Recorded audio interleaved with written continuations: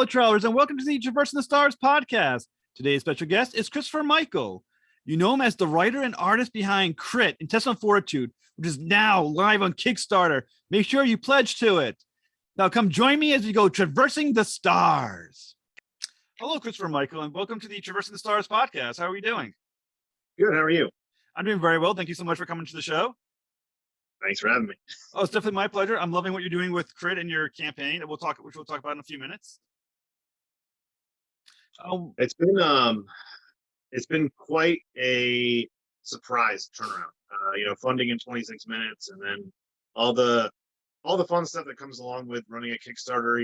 The third week lull where you're like sitting there wondering if you've done something wrong, and then all of a sudden you see things moving. It's been quite a ride, and Kickstarter has really changed in the past couple of years. So it's cool to see the difference in navigating the platform is. I will say, when last I ran my own Kickstarter, going back, I think it was almost a year ago exactly. That second week, a little into the second week, is when you start refresh. What the hell's happening? Refresh.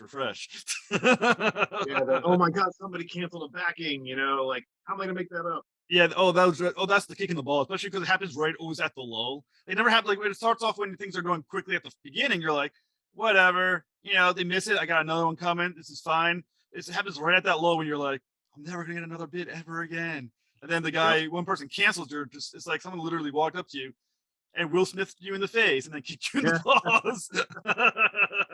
Yeah, we had 3 backers in like 2 days that had fallen through. One of them came back actually. And then the other 2 didn't, sadly, but things happen, financial reasons. But it was interesting because when that happened, I had made some updates, and I always try to get engaged when those things go on. And luckily, the backers we did have went in and did add-ons because I had added a few new items to the tiers. Mm. And I saw the money go up, but no backers. And I went in, I'm like, oh, existing backers are adding things. That's cool. I mean, it's always fun seeing people that interested to where they've already spent X amount, on your title, which in the grand scheme of things were nobody's, right? So for them to do that to begin with is amazing, and then for them to come in like a week later and go, oh, I also want to get this, or I want to get that's really gratifying. Yeah, I mean, and like I said, the Kickstarter it was kind of interestingly during a massive gas thing and a war in Ukraine. I thought to myself, oh, that's gotta be like, people, please pay attention to my campaign. Forget the war going on in Europe. Focus on my campaign. Yeah, there was like a meme. I saw somebody that was promoting their Kickstarter. It was like the world, and it's like the world's on fire, and you're in the middle of it. It's that dog sitting at a table. Yeah. And me, check out my Kickstarter. But at the same time, there is a piece of that escapism that we have in the medium for comic books and entertainment, to where people are like they're kind of like gravitating towards entertainment because we're that escape from those terrible things. And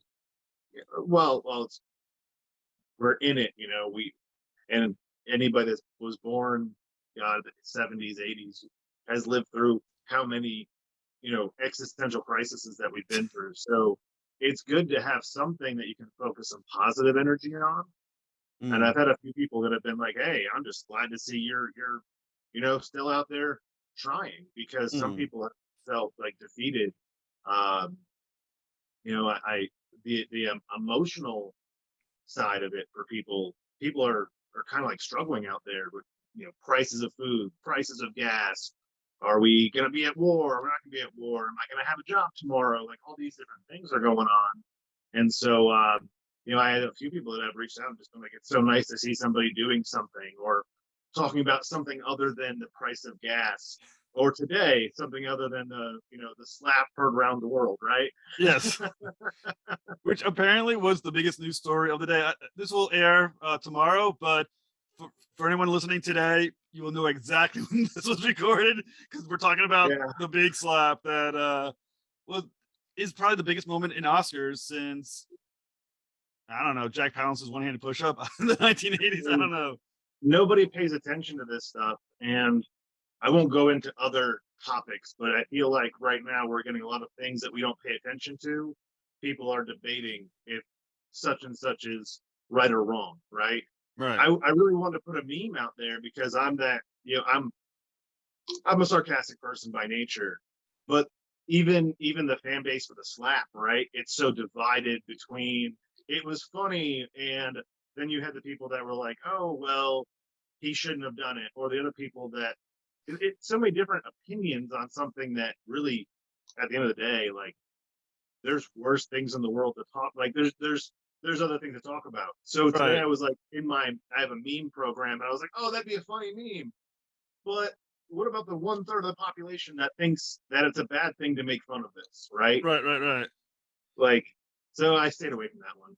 I focused on, posting the fact that we did break the $4,000 mark today and all the positive stuff we have going on, because at the end of the day, I want to focus on the positive and get I past the the meme of the day. But anyways, you have a current Kickstarter campaign that ends, I think after today is what, 3 days left? Yeah, ends April 1st, April complete at 1st. 8 p.m. Okay. And I think we should talk a little bit about Crit.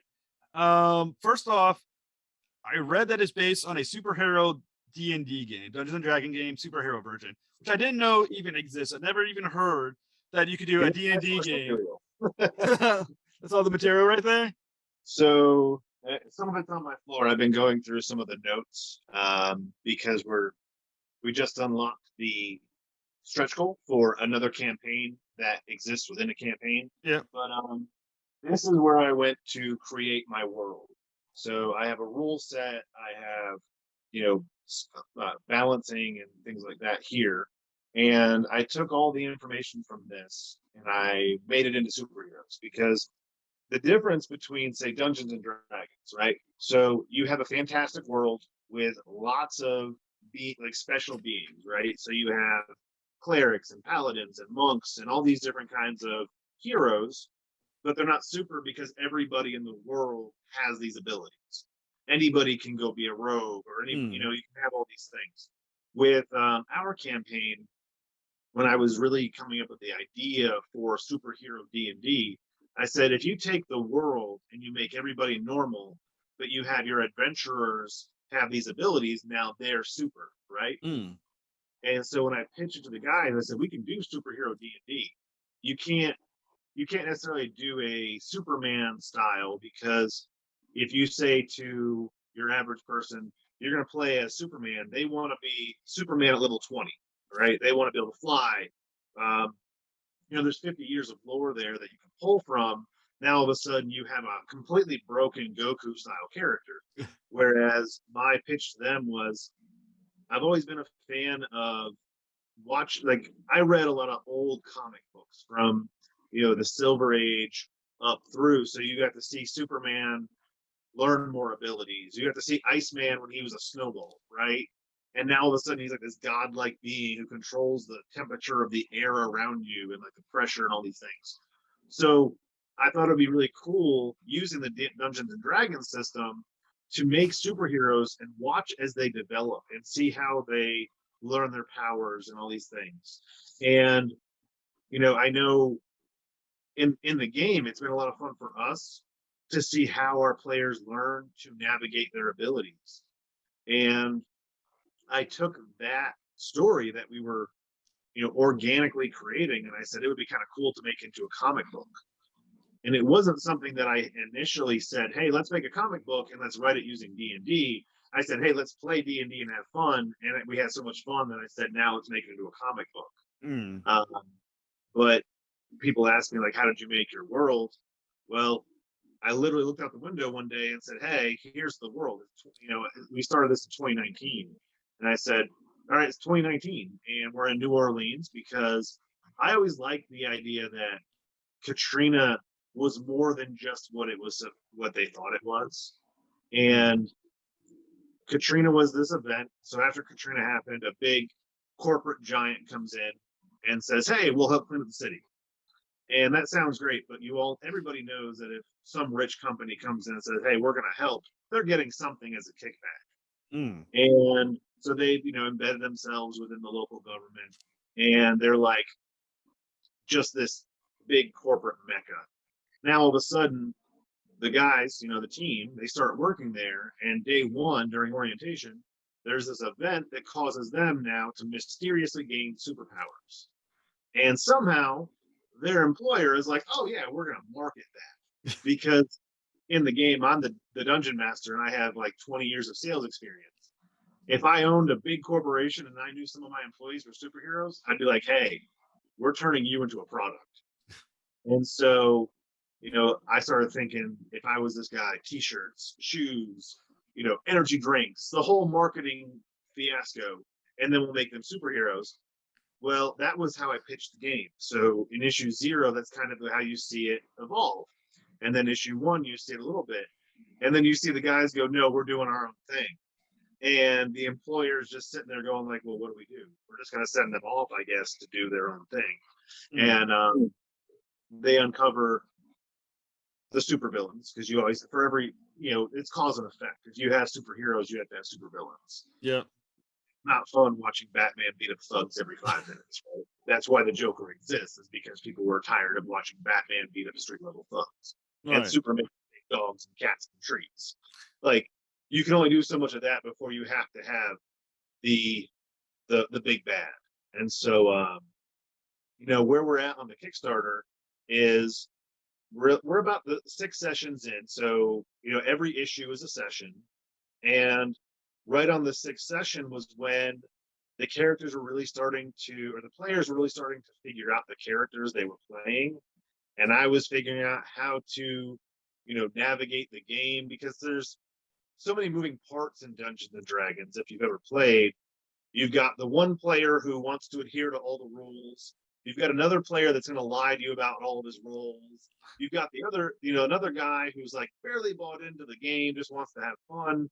And so you're trying to navigate all the personalities and make sure everyone's happy, but at the same time, pushing a narrative of a story that's intriguing, and we'll bring that back next time. So issue 6, well, it's issue 5. It's a 6th, canonically, because we have issue 0. But this 6th issue is one of our biggest games we ever played, one of our most fun games we ever played, and was when the role playing really hit its peak.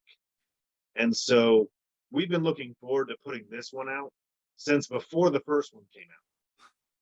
And it's a lot of fun. It also has its dark moments. It has, its serious moments. The thing about Crit that will never change is it's meant to be fun. And I gotta say, just from what we've got 36 books written. There's few and far between in there that we just don't have fun.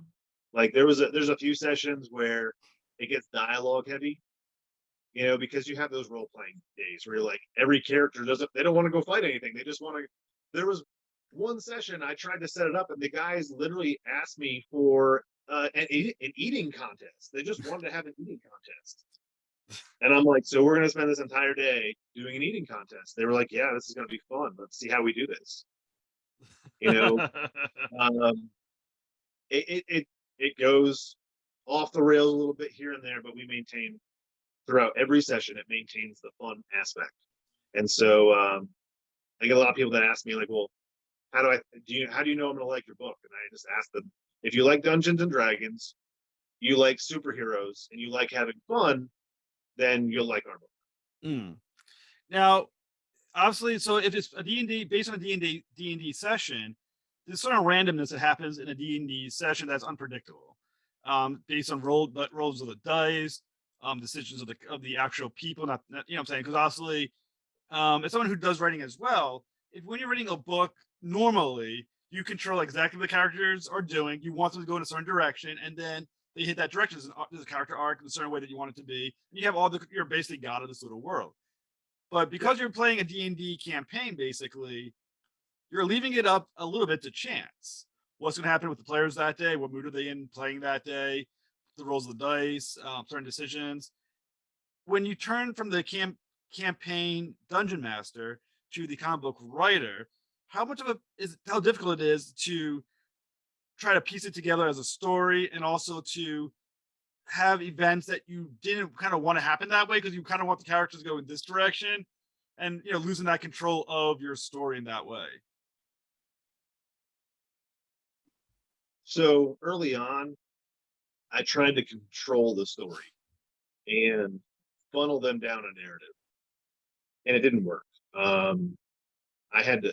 We actually have a few sessions that we just scrapped because I had created so much for that session that they never cared about, and we never revisited. And when we were organizing some of the ideas for the comic book, I said, "Hey, we didn't do anything else after this session with this piece." And as a reader, I might be invested in this piece. We literally never come back to it. So let's omit this. Okay, that's fine. Mm. Uh, and I actually read about the session where we did this sixth book, right, that we're putting out, was when I kind of took the gloves off and said, all right, instead of me creating an entire narrative, here's a situation, how do you react? And I let them run the narrative. Mm. So it became a much more organic kind of storytelling to where my situations that I would put them in were based off of the things they were continually doing. So they would push the narrative and I would just kind of direct the flow. And that's it. So it's very unique in its writing style. And about halfway through, there had been enough cause and effect in the story for me to go, okay, I can plan the rest of this story out. Like right now, actually, I talked to Brad earlier today about it, and he said, aside from the outcome of some of the situations, we could write the last 6 parts of this story we want to tell without them. Where the things would change is how would the fights go? Who would fight who? Who would lose the fight? Who would win the fight? Like those kind of things.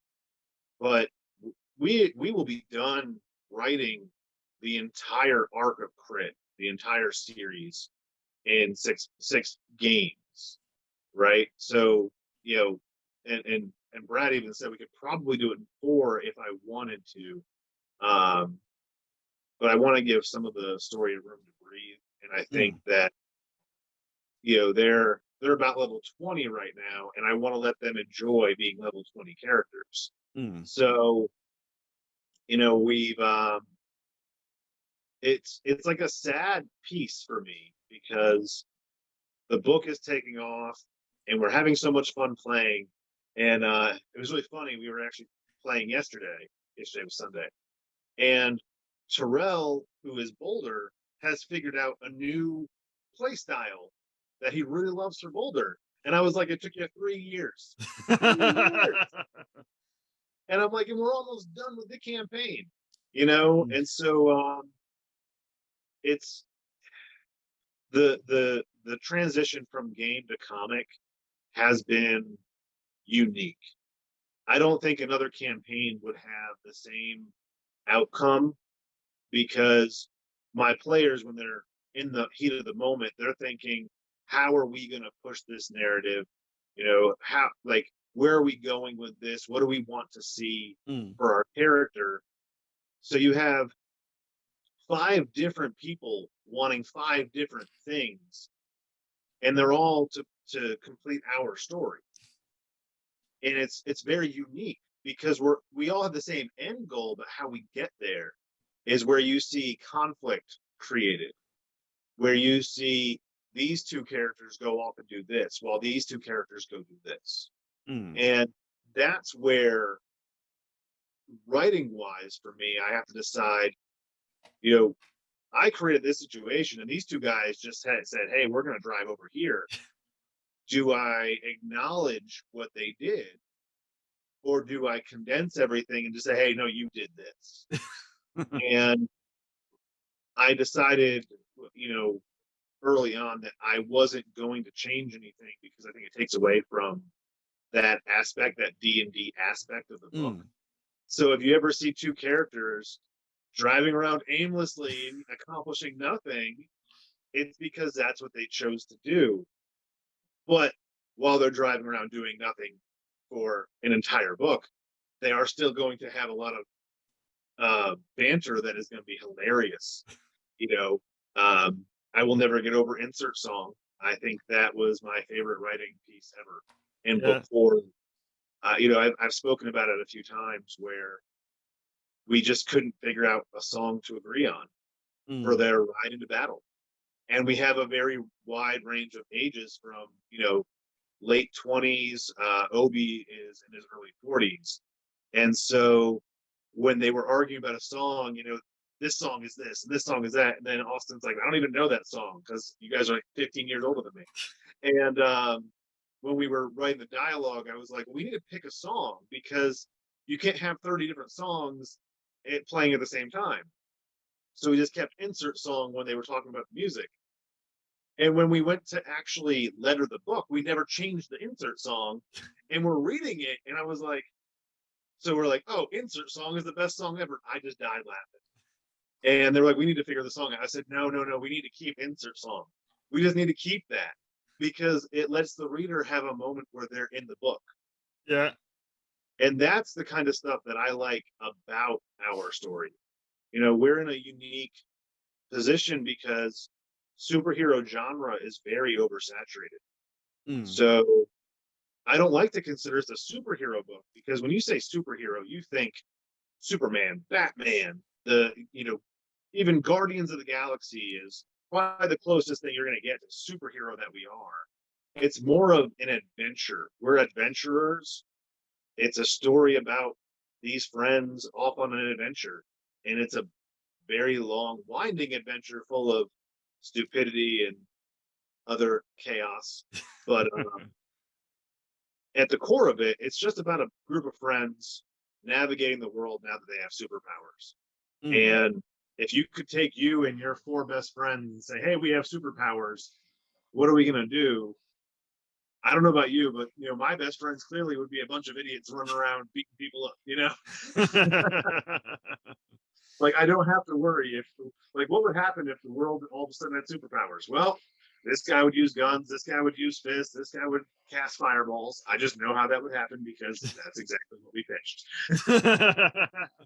So, I mean, the cool thing about Crit too is that it's made it to issue 5, Yeah. which is pretty impressive for an indie book to get that far. Especially because each issue has been funded through Kickstarter, correct? Yep. So, So we've had we've released the sixth. This is the sixth issue. I did my first Kickstarter failed, but that was more on me than the story. It failed because I didn't even know what Kickstarter was. I didn't have an Instagram. I didn't mm, promote it. I was told post it on Kickstarter. It was like that Wayne's World moment. Post it and they will come. yes. And so I just made a Kickstarter and I didn't even know how to launch a Kickstarter. It said, are you ready? And I was like, yeah, I'm ready, but I'm not going to launch it. So I thought that would just like put things in motion. And now all of a sudden I have a Kickstarter up and I'm like, I don't even know what to do. And I asked for way too much money because I had done market research, being in sales and marketing before I did anything. I said, well, what numbers do I need to hit? Is there a minimum for Kickstarter? And everything said, 1,500 is your magic mark for what I needed. Mm, And in retrospect, we would have funded because we hit the mark that I needed. I just didn't know that you couldn't collect, right? I didn't know mm, anything about it. I screwed the whole thing up. But luckily, a friend of mine who's very independently wealthy gave me the money I needed to make the book.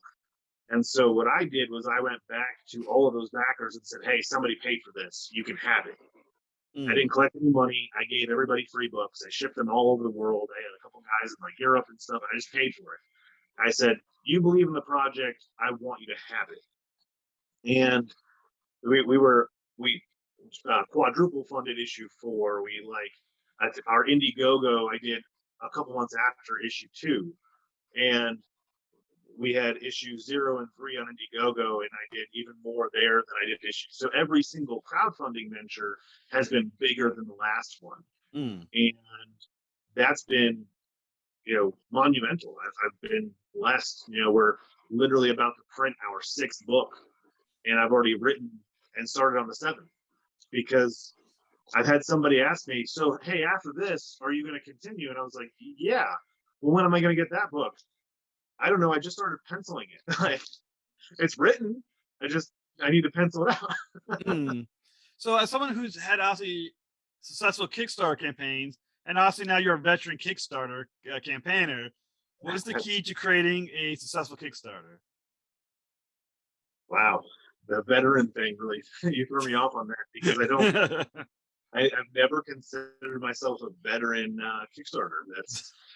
That's new. Um, so as someone who not only has had successful Kickstarters but has messed up on every launch, there's always been something, and I joke around about it, but we were talking earlier about learning from your mistakes and, like, history and stuff. Mm.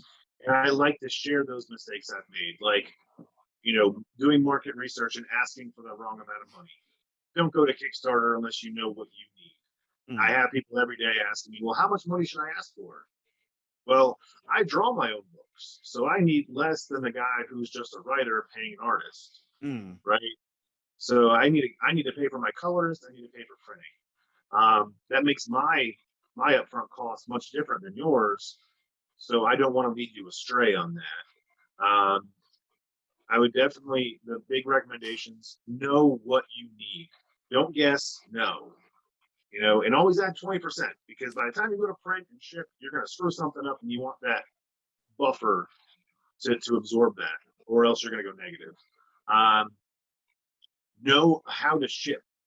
Before you even go and ask for shipping, go to USPS.com, FedEx, whatever you want to use for shipping, and get your pricing set and know how much you're going to spend on those materials, because shipping, especially if you're going to ship worldwide, is very expensive, and you need to know up front that this is how much money we need to ship this to this person. Mm. If not, you'll be like me and have a tier that had 0 shipping for everything by accident, and you're going to spend $75 a package to go overseas. Luckily, it was only like 4 packages, but still, it ate up that buffer that I had created. Other things I've learned: make sure you're ready to launch a Kickstarter before you hit the launch button, or else you'll be scrambling to promote and barely Mm. fund. Um, I did that twice. I actually had COVID when I launched issue 2. I could barely see. I could barely sit up for longer than 30 minutes. I was doing Instagram lives like 3 and 4 times a week. I remember sitting in my chair like this, and I had the screen in front of me, and I couldn't see the screen. I couldn't see anything. I was just talking. And my face was like pale white. I was sick, so sick. And I just kept pushing on, because I launched. I was supposed to launch on a Wednesday, and I had submitted because again I was sick. I had submitted it too late, so Kickstarter made me wait an extra day before they would approve it. And then when it approved, I hit launch by accident. And so I'm on the phone with my friend, and I'm like, a buddy of mine who's a creator as well. I was like, crap, I just launched. And he's like, I'm hanging up. And he gets on his Instagram live, and he starts talking to his followers, and we're tagging people, and we're sharing, and we're trying to get the word out. I funded in 24 hours. It was a $500 fund. We did it in 24 hours. But it still was that like panic moment of, oh God, I didn't mean to do this. Mm. And so I tell everybody, make sure before you hit that, yes, I'm ready to go, that you're actually ready. And then always double check your tiers. So before you launch the Kickstarter, go through every one and make sure that you've listed the right products, that you've put the right pricing, and you've got the right shipping. Because once you put it in there and you launch, and all of a sudden you have backers at that tier, you're stuck. And Mm. if you can't fulfill what you said you do, you're going to lose some people. Yeah. And so, I've eaten T-shirts, because I had on the picture for the tier, I had a T-shirt, and there wasn't a T-shirt in that tier, and I was like, crap. So I had to, like, 6 people got a free T-shirt. But I have, as a creator, especially in that indie world where you're trying to do your best. At least I hope. Me Mm. personally, I'm always wanting to do my best by my backers and my readers. So Mm. if I mess up and I put a t-shirt on there, you're getting a t-shirt. I'm not gonna be like, hey, that was a mistake, suck it. I'm gonna be like, all Yeah. right, everybody got t-shirts, cool. You know, that's just like my posters. I ordered the wrong size posters last time, and it cost me a lot more to ship. But and then at the same time, it was like, do I fold the posters and make them fit, or do I ship the right size and pay the extra couple bucks? And I said, Mm. I personally won't. I don't like it when I get my stuff folded. So nope, we're gonna do it right. And that sucked too. So I will say, be prepared. Be prepared to make a mistake, and don't think it's the end of the world. It'll get better. You know, I think when I did my first Kickstarter, I think one thing that surprised me, or I didn't think about it until it was a little late, was that Kickstarter takes money out of your campaign. And I, cause, 100%. yeah, because if you think about it, you're like, okay, I made this much money. That's my goal is 1,500. Like, well, your goal isn't quite that, because when you take what Kickstarter takes what it takes out, keep in mind this is really what you end up with. And I was like, okay, so now you gotta make sure you do the math for that as well. I mean, really takes like an accountant to figure out your Kickstarter campaign when you're first starting it out. You know, you're like, well, shipping for one comic book is now what, $6? I mean, it's insane. So $6 for the shipping, $4 or $5 for the comic book. Your tier is technically $11, not, because I think when I first started doing Kickstarter, I was like, well, I'll make cheap prices, lower the price, the more purchases you make. It's like, right, but keep in mind this is how much it's costing you now. You're not each comic book is not costing you more money than you made. Don't be stupid. Yep. It's confusing. That's why I say add 20%, because that gives you that buffer for Kickstarter. And you've got taxes too. People, especially like a lot of these guys that hit 5 and 10 grand on their Kickstarter, don't realize that, hey, now you got to report taxes on that thing. Mm. And depending on your state, we have an LLC for homebrew.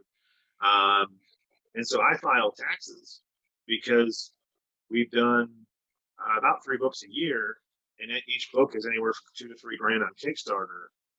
And in North Carolina, anything over, I think, 4 or 5, my wife does all the math on that, but if anything over like 4 or 5 thousand in a year, you have to report taxes. Really? So So 4 or 5 thousand is the cutoff for taxes for Kickstarter. well, depending on your state, different states have different rules, but you want to abide by your state rules. And if I have to look at it, Kickstarter might take taxes out. I have to look, but I know that I pay, like, my last Kickstarter cost me $380 in taxes. Oh shit. Yeah, so just remember those things when you're going, unless you don't file, and then you're kind of hoping they don't, audit you. That's up to you. I will say it costs you way more than $380 they audit you, and I know because I work in taxes. But there are all these little things that you need to think about when you're going to Kickstarter. If you make $1,000, you're probably not going to have to report $1,000, because in a year the government gives you a little bit of leeway for like gift money and things like that. Mm. But if you make especially $5,000-$10,000, you're going to have to report that as income made. So keep all your shipping receipts. I have a file on my Google Drive of all of those, everything I buy, from pins, stickers. I have subscriptions for my website and things like that, and that all adds up. And those are all tax write-offs. So it all balances out. Buy a new tablet, tax write-off, because you just made money. That's the thing, is people don't realize that once you make money on your hobby now becomes a job. Yes. At least to the IRS.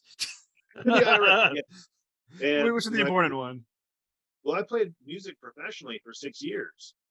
And it's weird saying, yeah, I played professionally, because we got signed to the record label. It was like, okay, cool. Now we have all these people. They're like, all right, we need an LLC. We need your tax information. We need, all these different things that we have to report. And I was like, well, this isn't fun anymore. But Yeah. sadly, yeah, that's the part that I think a lot of people miss, because they come at the end. They're like, hey, Chris, did you report that? Yeah. Dude, you made more than me. You need to report that. How do I report it? Well, it's, you don't have an LLC, so it's, self work income. Like you should have another line on there. Give it to Don't ask me because I'm not your accountant, but give it to your accountant and say, hey, I made this much. Make sure you Mm. keep all your receipts and give them all your receipts, and hopefully you write off enough to balance it out. Well, it's good to know. So wow. Okay, so I got to think about my own Kickstarter now that I did. I completed this year. I was like, oh, I only did Yeah. I did 1,500. So I imagine that one is maybe passable. I'm not really sure. Well, one of the reasons I stress on that now is the IRS is paying attention more to other forms of income because, Mm, like, and I joke around about this, but the OnlyFans and the monetization of what was it, Snapchat, yeah. girls, well, just people in general were charging premium prices for Snapchat, and they weren't paying taxes on it, and the IRS found out, and they started investigating all those people. Kickstarter is becoming bigger and bigger and bigger. We're getting a lot more creators on there. It's an ever growing platform, so it's going to have more eyes on it, and you don't want to be caught, you know, because the IRS doesn't care if you didn't know. Right. Right. That's the Right. thing. They'll never care. Oh, I didn't know I was supposed to report that. Well, man, now you owe 10 grand. But I only made four. Yeah, yeah, you're screwed. So I would say, especially when you go to Kickstarter and you get that, and you make that money, just call your tax guy, or do a quick Google search and say, hey, what is my minimum reporting amount for my state? Mm, And if you didn't exceed that, then you're fine. But if you did, then make sure you keep all your receipts associated with that that comic book, so you can write off on those taxes. And I know I'm talking like adult stuff to everybody, and no one wants to read comic books and think about taxes, but there's two things that we all know in life: death and taxes. So yes. There aren't enough supervillains in the world that are tax accountants. Maybe they should be man, I Batman thought fight about doing versus the that. I auditor. really did. The fun thing about Mr. Wizard and Friends, the stretch goal we just unlocked, Yeah. is I turned all of like the like Hollywood and stuff into villainous people. And in that world, all the accountants were villains. Anybody that dealt with like taxes became Yeah. villains in that world, because that year, I found out that someone had falsely filed self income, like 1099 income, under my social security number. Oh And I wow. had never been a 1099 employee. And so I got hit with like a $15,000 debt to the IRS, Oh shit. and they took. I mean, I'm not going to go into all the drama, but man, they hit me hard, and I was like, I don't know what the problem is. I pay all my taxes. I said, like, I literally have one W-2. I don't know what the problem is, and I had somebody do some investigating on my account. Come to find out, I had been screwed, Mm. and so for 6 years, I was paying into this debt that I actually didn't have. And I asked them, I was like, so do I get that money back? No. What do you mean? No. It's almost $20,000 you took from me. Yeah, you can try this or try that. I was like, you're the biggest thieves in the world. that that so was that one made me mad. so for crit, how many what have your stretch goals been? How many do you have left? And what can we look forward to for the next few days of the Kickstarter? So we unlocked, first and foremost, I did collector cards first. And that was a selfish thing because I wanted collector cards. So I made them the first stretch. And second, we did pins, and we've unlocked collector cards, pins, posters. We've also unlocked 4 additional pages of content. So all of that has been unlocked free for everybody. And I've been toying around with a $4,500 stretch goal. We just broke 4 grand this morning. We have 3 days left. If we break 4,500, I'm going to figure it out tonight. I'm either going to do a free download of our theme song, which was written by a good friend of mine, or I might do some other digital content or print content. I've got a few ideas running around in my head. I just need to solidify them because I didn't think we were going to hit 4 grand until the very end. So kind of caught me off guard. And nothing's better than the tortoise with the carrot. So I got to find another carrot to put out there. But we'll do something. And I always try to do something like, well, I like to give back to everybody. One year I did books sometime one day. I'll figure something cool out. It'll probably be something that I want. So that's the best thing. I had somebody last night. We were doing a live. They asked me, "How do you figure out stretch goals? How do you figure out what to put in your Kickstarter?" Just think of everything that you would want and put it in there. Hmm. You know, don't overload the Kickstarter, but always think about things that you would want, because you should always be your own super fan. And like, if you can't get behind it, nobody else will. So when I'm talking and people say, "What was your favorite thing that you ever did?" I look at this guy right here, because I said I wanted a stuffed cat. Who doesn't want a little stuffed animal of one of their characters? So Yeah. I did a stuffed Samedi. You know, he's in the book. He's an alcoholic, cigar smoking jerk of a cat. Similar to my cat, except he doesn't drink and smoke. He is a jerk though. And you know, so when I'm putting stuff in that I want to, when I'm trying to grow my Kickstarter rewards, I always think, what other piece of swag do I want on my wall associated with my book? And Hmm. that's what I. Well, Mr. Michaels, I hope Crit kills it for the next few days. Hopefully you can break 4,500 and 5,000. And for our listeners, find Crit on Kickstarter right now. Right now, you got a few days left, and make sure you pledge what you can. This comic book is awesome, and hopefully, when issue 6 is ready, come back on and we'll promote the hell out of that. Definitely. Real quick, something really cool is if you go to Kickstarter, you type in Crit, we're the first thing that pops up, which is very gratifying to me, because Crit is associated with Dungeons and Dragons, and there are so many Dungeons and Dragons Crit names on there. So for us to pop up as number one is freaking awesome. That's So awesome. if you're on Kickstarter, type in C.R.I.T, and you'll see our comic book right up front with Caliber with his two guns and the kitty cat hanging on the you know, the symbol in it. And like I said, we've got 3 days left. Big thing that I like to tell everybody is there's a price point for everyone. You can get digital copies as low as $3. You can get physical copies as high. If you want to collect all of them for like $25, you can get the entire series. So definitely check it out, and I hope to see everybody in our reward system. Well, Mr. Michael, thank you so much for coming on, and good luck for the next few days. Appreciate it. You too.